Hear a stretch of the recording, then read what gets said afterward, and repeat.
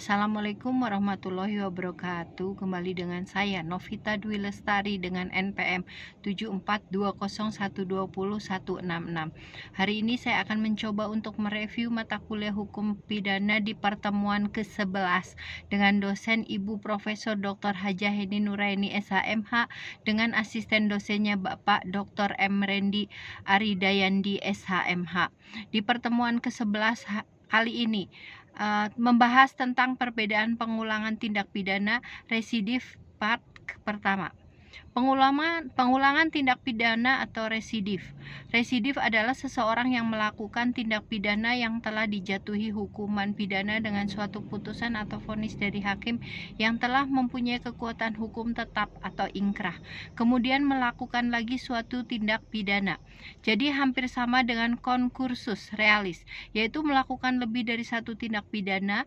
Perbedaannya adalah dalam residif telah ada putusan atau vonis hakim yang telah mempunyai kekuatan hukum yang tetap yang berupa pemidanaan terhadap tindak pidana sebelumnya, sedangkan dalam konkursus belum ada putusan atau vonis dari hakim. Residif adalah alasan untuk pemberatan pidana. Pembagian pengulangan atau residif. Residif umum yaitu suatu pengulangan terhadap jenis tindakan pidana apapun dan dilakukan dalam waktu kapan saja. Pengulangan merupakan alasan pemberatan, jadi tidak disyaratkan jenis atau tindak pidana yang dilakukan maupun tenggang waktu pengulangan. Dengan demikian tidak dikenal daluarsa. Residif atau pengulangan jenis umum ini tidak dikenal dalam KUHP. Yang kedua, residif khusus, yaitu tidak semua jenis pengulangan merupakan alasan pemberatan. Pemberatan pidana hanya dilakukan terhadap pengulangan yang dilakukan terhadap jenis tindak pidana tertentu dan dilakukan dalam tenggang waktu tertentu. Jenis residif inilah yang dikenal KUHP. Residif menurut KUHP adalah pengulangan atau residif tidak diatur secara umum dalam buku 1 KUHP tentang ketentuan umum, tetapi secara khusus untuk tindak pidana tertentu diatur dalam buku 2 dan buku 3 KUHP. Selain itu, KUHP juga mensyaratkan tenggang waktu pengulangan tindak pidana tertentu. Dengan demikian, KUHP menganut sistem residif khusus. Artinya, pemberatan pidana hanya dikenakan pada pengulangan jenis-jenis tindak pidana tertentu saja dan dilakukan pada tenggang waktu tertentu. Residif untuk tindak pidana dapat berlaku untuk kejahatan maupun untuk pelanggaran, yaitu 1. Residif kejahatan. Dengan dianutnya residif khusus, maka residif kejahatan menurut KUHP adalah kejahatan-kejahatan tertentu yang dibedakan dalam: pertama, residif kejahatan-kejahatan tertentu sejenis diatur secara tersebar dalam buku 2 KUHP, yaitu dalam pasal 137 ayat 2, 144, 152, 157, 161, 163, 208, 216, 303, 321 dan 393. Dalam residif kejahatan sejenis hanya ada 11 jenis kejahatan yang merupakan alasan pemberatan pidana. Contoh-contoh pasal residif kejahatan.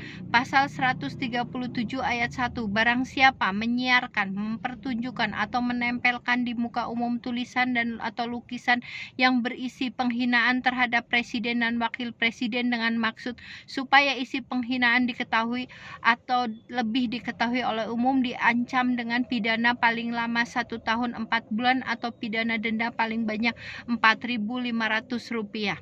Pasal 137 ayat 2. Jika yang bersalah melakukan kejahatan pada waktu menjalankan pencahariannya dan pada saat itu belum lewat 2 tahun sejak adanya pemidanaan yang menjadi tetap karena kejahatan semacam itu juga, maka terhadap dapat dilarang menjalankan pencaharian tersebut. Isi pasal 137 berupa kejahatan menghina terhadap presiden, wakil presiden, dan si terdakwa. Apabila sudah divonis, maka dia tidak boleh melakukan lagi kejahatan dalam waktu 2 tahun. Istilahnya si penjahat tersebut harus bungkam atau mingkem selama 2 tahun. Apabila dia melakukan lagi kejahatan yang melanggar pasal 137, maka dia akan kena residif pengulangan tindak pidana, dan pasal ini oleh MK sudah dicabut dikarenakan pengertian penghinaan tersebut terlalu luas atau istilahnya pasal karet.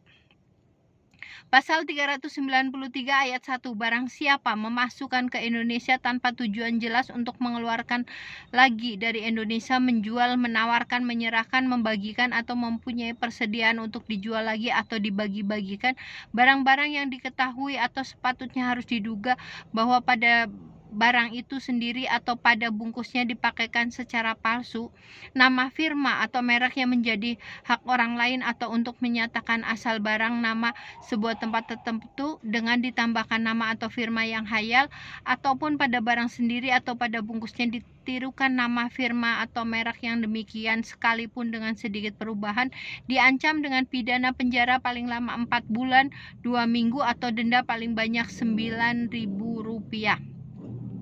Pasal 393 ayat 2, jika ada waktu melakukan kejahatan belum lewat 5 tahun sejak adanya pemidanaan yang menjadi tetap, karena kejahatan semacam itu juga dapat dijatuhkan pidana penjara paling lama 9 bulan. Isi pasal 393 yang dimaksud adalah tentang pemalsuan merek, mata pencaharian, produksi, memperbanyak produk, dikenakan penjara paling lama 4 bulan 2 minggu, dan apabila dalam waktu sebelum 5 tahun melakukan lagi, maka hukumannya diperberat menjadi 9 bulan penjara karena masuk ke residif atau pengulangan tindak pidana. Contohnya ada makanan yang lagi hit di Cianjur yaitu seblak cedodot namanya. Di lain pihak, Bu Rini juga punya usaha menjual makanan seblak. Supaya terkenal, Ibu Rini menambahkan nama seblaknya jadi seblak Rini Dodot. Nah, ini tidak boleh. Ini melanggar pasal 393. Tetapi kalau Bu Rini tetap memakai merek seblak Bu Rini, maka itu boleh-boleh saja dan tidak ada pelanggaran pidana. Syarat-syarat residif. Yang pertama, kejahatan yang diulang harus sama atau sejenis dengan kejahatan terdahulu. Yang kedua, antara kejahatan yang terdahulu dan kejahatan yang diulang harus sudah ada keputusan hakim yang berupa pemidanaan yang mempunyai kekuatan hukum yang pasti dan tetap.